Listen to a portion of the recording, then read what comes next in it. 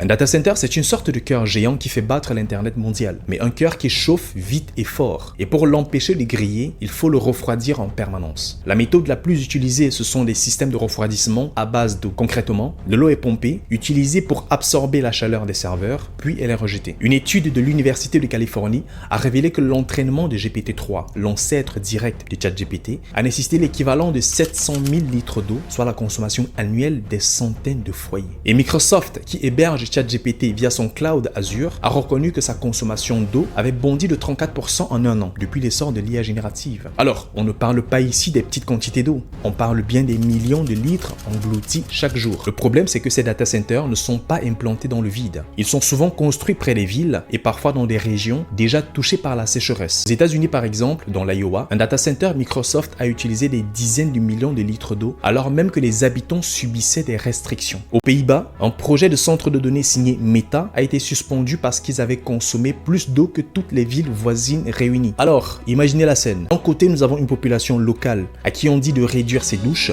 d'arroser moins ses champs. De l'autre, nous avons une usine numérique qui pompe jour et nuit juste pour que nos intelligences artificielles fonctionnent sans interruption. C'est un paradoxe énorme. Nous vend une technologie moderne, presque futuriste, mais qui aggrave les problèmes très concrets, très matériels. Nous avons l'assèchement des sols, la baisse des nappes phréatiques et des tensions sociales de plus en plus fortes.